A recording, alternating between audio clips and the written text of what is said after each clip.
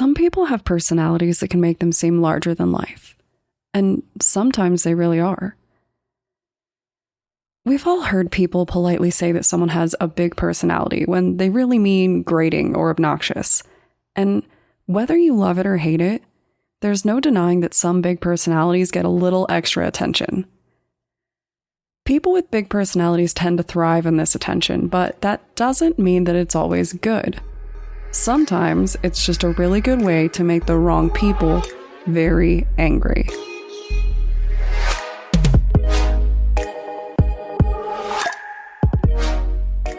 My name is Brienne, and I'm the host and creator of Among the Dirt and Trees, a show where we explore true crime cases that occur out in nature.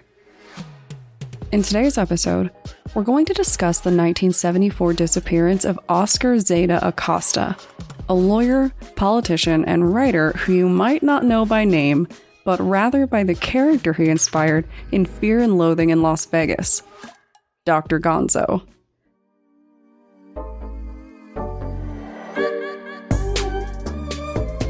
Oscar Acosta was a different sort of man from early on. He was the first in his family to go to college and spent some time in the Air Force. He worked hard to provide legal aid to the impoverished.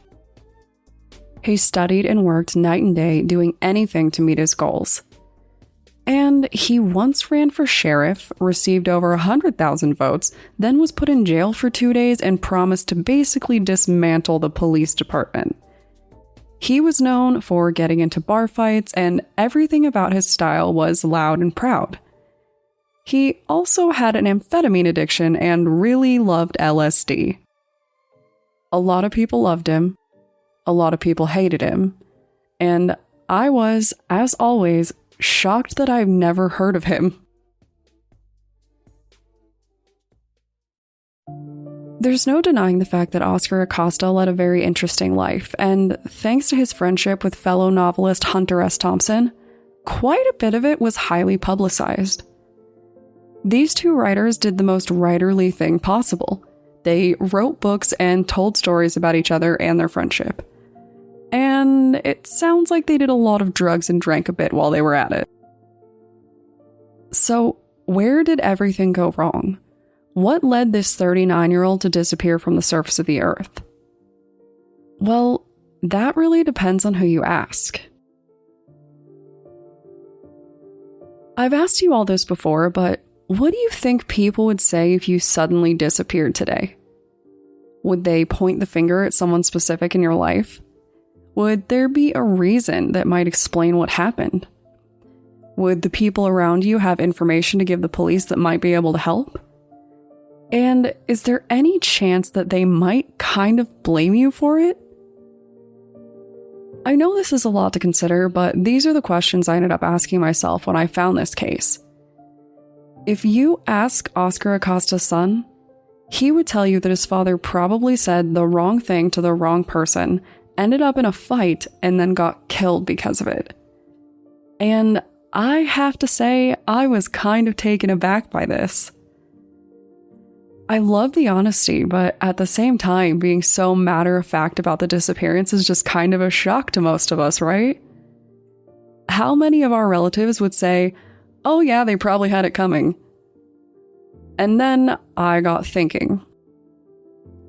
Years and years ago, I had a friend like this, and I had to keep a straight face while he nonchalantly told a police officer who was called in after a stranger attempted to assault the friend. Well, he did politely offer to slit my throat for me. Straight face, no fear, just matter of fact. And honestly, if I learned that he vanished, I'd probably always wonder if he just said the wrong thing to the wrong person too. But Oscar's family doesn't think that he was murdered by strangers, most likely. They think that they were probably new acquaintances. See, even in the 1970s, you needed to know certain people in order to get drugs. And the whole fascination with amphetamines and LSD thing led him to interact with some questionable people. Of course, there is a pretty good chance that he was also compromised when it happened. On the day that he disappeared, he was boarding a boat in Mexico. At least, that's what he told his son. But this wasn't just any boat. Oscar said that he was going on a boat full of white snow. So, there's a lot to unpack there. If you've ever been to Mexico, you know that it's a pretty warm place, so when I read this bizarre quote, I automatically assumed that he must have been hallucinating. But then I thought about it more, and I realized that it could also be a drug reference itself. I will be honest, I don't know a lot about illegal drugs. I live in Colorado, so I can just walk into a dispensary and purchase a THC-infused lollipop if I want. I gained the legal right to drink and the legal right to smoke weed on the same birthday. I recognize that this isn't the experience that most recreational drug users grew up with, so I do just want to be upfront. But it does seem like drug dealers have a lot of whitish powders, so I wondered if maybe he was getting on a boat full of drugs or something like that. It seems like he interacted with a lot of drug dealers, and his family believes that these people likely killed him, possibly following a disagreement of some kind that just didn't end well. Of course, there isn't only one theory about what happened. There are quite a few. Oscar Acosta had a lot of attention on him, and different people have speculated about what happened throughout the years. One theory from Hunter S. Thompson is that he was killed in a political assassination, and when you look at everything that he was involved in, I don't think that I would be that surprised. He made a lot of enemies in politics, and the police really didn't like him. He was a vocal activist, he was constantly pushing for better rights, and he wasn't afraid to ruffle feathers while he did it. I would say that Oscar Acosta was ahead of its time, but it seems like he might have just been one of the people who paved the way for modern generations. It certainly seems like he was a voice of the people, but with that came quite a bit of controversy. It isn't a secret that he was kind of a pain point for the surrounding government and police department, so it is possible that the attack was politically fueled. Crazier things have happened, and history has proven that these kinds of attacks do happen, whether we want to admit it or not. Of course, there are plenty of other theories regarding what happened that are a little less dramatic, just a little bit though. Some people believe that his disappearance was likely linked to drug use. Makes sense, right? It is possible that Oscar was doing drugs and he overdosed.